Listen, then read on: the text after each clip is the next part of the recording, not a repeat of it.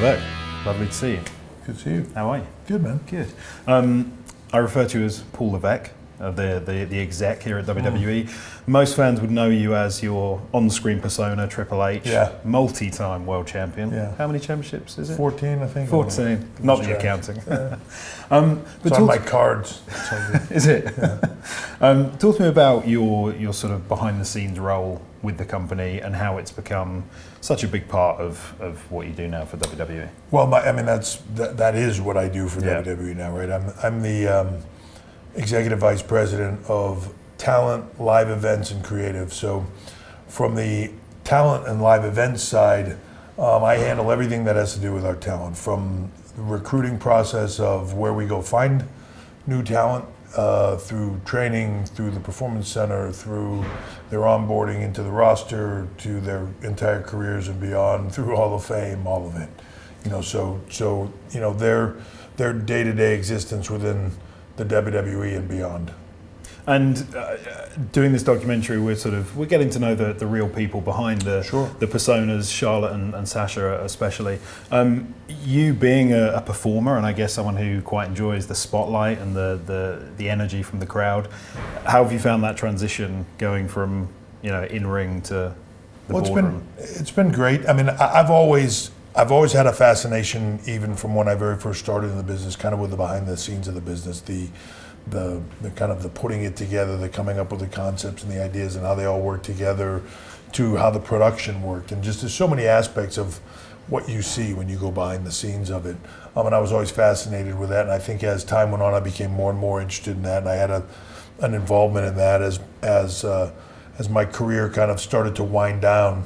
It was an easy transition for me. The hardest part for me was kind of being in the same place all the time. Still travel for TVs, but kind of not being on the road every single day was probably the hardest transition for me. But I enjoy that, helping talent get to that next level, helping them with their careers, helping to kind of shape that future. I say it at the Performance Center, and I say it to our young talent coming up, and to our agents and everybody else that works behind the scenes, is that the future of what the WWE is and what the business is ours to create. It's whatever we make it. Yeah. If you love it right now or you disagree with where it is right now, then you can participate in that change and make it what you want it to be. And a big change that we've seen, certainly over the last couple of years, and Stephanie was talking about it, is the growth of the women's division.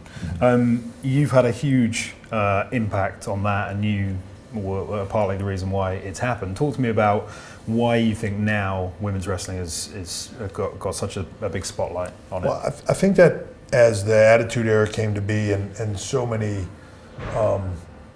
young people, women, and young girls as well, were watching the product at that time, there just became this shift. And as the world changed and women started to get more into athletics, and it became more about them as athletes and them being role models in that athletic realm, just everything started to change. And about that time, those girls that were watching that era started to become, where they were wanting to get in this industry.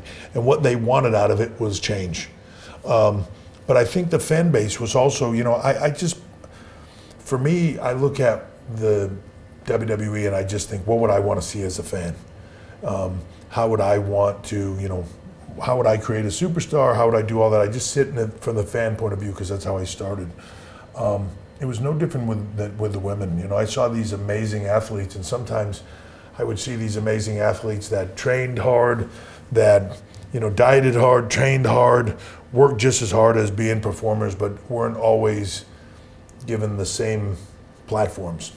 And I don't want to say opportunities. They were given opportunities. They were just given them in a different way. Okay. I wanted to change that.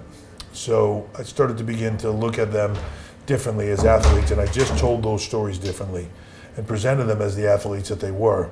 And it was all the right place, right time kind of thing. As that was happening, you had Venus Williams and Serena Williams, and you had Ronda Rousey coming up, and you just had the U.S. women's soccer team, and you had all these things kind of happening all at once, where women in athletics were becoming a much more prominent things in the forefront of everybody's mind. Yeah. And they were being accepted more as athletes.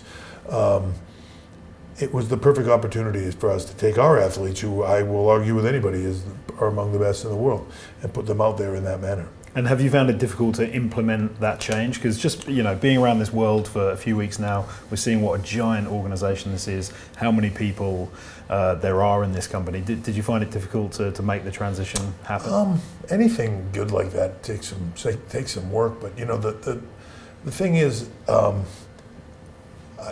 tell this to the girls all the time, and when we were in NXT, kind of shaping the origins of that women's revolution, I think it was really, for me, just giving them the opportunity and knowing that they had the ability to go knock it out of the park. It made my job really easy. Yeah. I'd give the girls an opportunity, they'd steal the show. Yeah. And then I'd give them another opportunity and they'd steal the show. And the fan base was catching on to that, and they were kind of clamoring it for themselves, hashtag give divas a chance and all of that, It just, sometimes if you would have just gone out and said, here's the concept and the principle, I don't know that it would have ever gotten done. Yeah. But to be able to go out there and show it to them on a day in, day out basis. And that's why when I say with the girls, we didn't give them the main event, they were the main event, or we didn't, give them the chance to do that. They earned the chance to do that, and they really did. They earned it by knocking it out of the park each and every night. And trust me, Vince is not just going to grab onto something and just throw it out there in hopes that it's good. He has to have confidence in it. He has to have confidence that Charlotte and Sasha can close out Hell in a Cell inside Hell in a Cell for the first time ever and make that entire event deliver. Yeah. It's a different. You have to step back and look at it from that business side. But when they're that good, they make it that easy for you. And did you have to persuade Vince? Was that your job? Did you go to him and say, I think they should close the show? No, look, I think there's a lot of things said over time and suggestions made, and at the end of the day, it's his choice and his responsibility to make that choice. I don't remember where the initial idea for the Hell in the Cell match came from, but at that point he had seen it. He had seen it deliver time and time again in NXT. He had seen, Sasha, and he was backstage for Sasha and Bayley in Brooklyn the first time. The Iron Man match that they had, just all the things that they went through.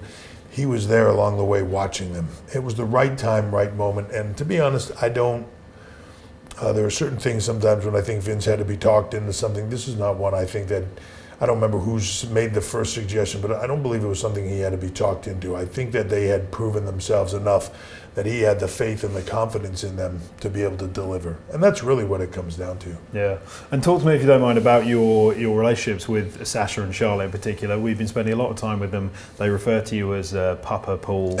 You're like their sort of father figure and really being teaching them a lot of things. It's really terrible. It makes me feel really old. I was going to say. No, yeah. But, I mean, you must feel an immense amount of pride towards these girls and how far they've come. Yeah, I say it all the time, NXT, we changed the business with a handful of girls, and it started out with Paige and Emma and, Natalia and Charlotte, and it just continued to grow and morph, and you watch them grow. When they were first doing it, you could just see the makings of, she's going to be really good. Yeah. Ooh, that one, she's going to be really good. And then all of a sudden you see them shift and change.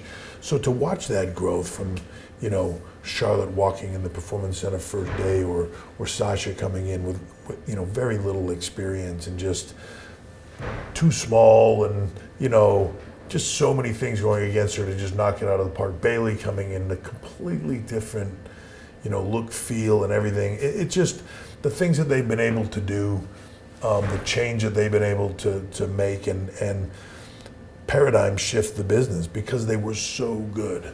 And then like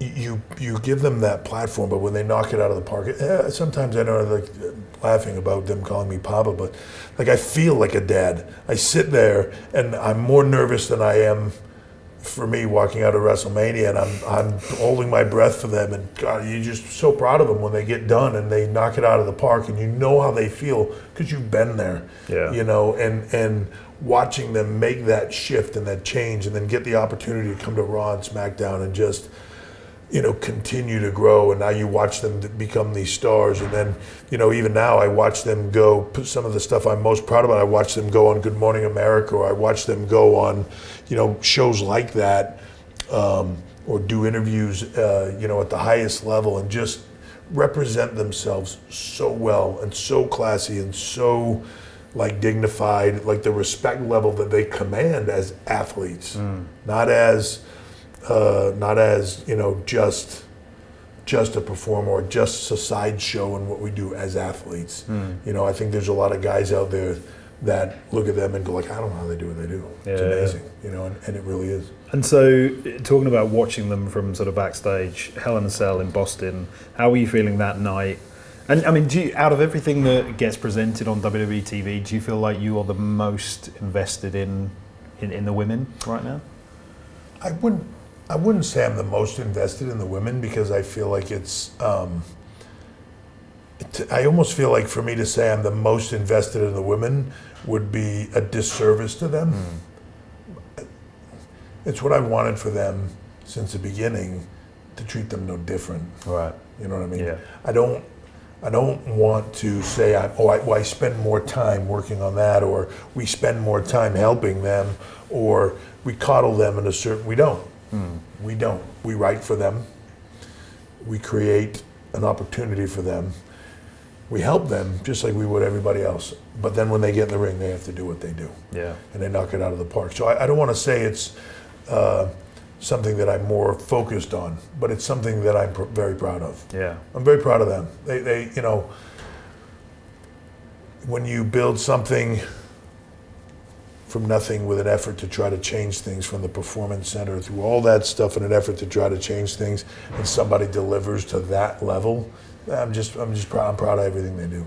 And from a fan's perspective, I guess fans' expectations are very high, especially with a match like Hell in a Cell. Does that sort of weigh on your mind in terms of what fans expect in a match like that? Yeah, because, you know, that weighs on my mind for any match. It weighs on my mind for Kevin and Seth going in there. Okay. Is like, what's the epic expectation of what Hell in the Cell has been in the past, and how do you recreate that safely? You're raising the bar on everything we do, and, you know, fans are, you know, always demanding more and more and more. So you need to be careful of all of it. And I hold my breath on all those matches, and I hold my breath. I never thought about it when I was in them, but like now you hold your breath on all those matches. And for the girls, again, was no different. You know, holding my breath that they have a great match, that they perform to their best, that no one gets seriously hurt, that, you know, all those things.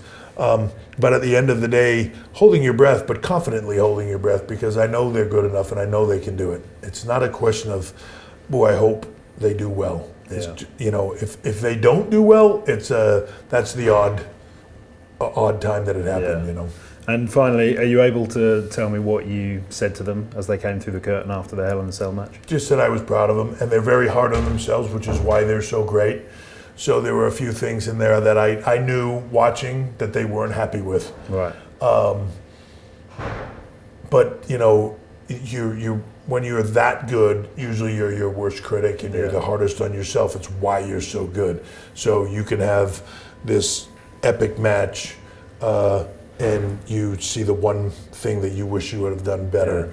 And that's really what I was trying to tell them coming back, that they had just made history. They had just changed the business again, and that they needed to be proud of themselves, and put your critique of yourself aside until tomorrow. Yeah. Today, revel in the moment. Enjoy what you've accomplished. Onwards and upwards. More of the same. Yeah. And I mean it's what makes them so good, but it's also the curse of what makes you so good. Sometimes is that failure to be able to be happy with what you've done. You know, because you always want more. Dusty Rhodes used to say to me, if you can get 75% of what you think here to come out there, it's a grand slam. You know, because it's never going to be perfect. It's never here. It's perfect every time. It's never going to be that. But if you can get 75% of it, that's the kicker. So they got a lot more than that. And as a performer yourself, you completely understand that. Oh, yes, I've done the same thing. I've done the Yeah. same thing. I've come back after having matches that everybody, you know, thought were great and congratulating you for, and you're like, yeah, whatever. You know, yeah, it could have been so much better. Okay. So it just is. It is what it is. But you know, the women of this division have come so far, so fast, and will continue to get that opportunity because they continue to deliver on it every single time. So I'm just proud of them all. Awesome. Yeah. That was great, man. Thanks. Thanks so much. Appreciate it.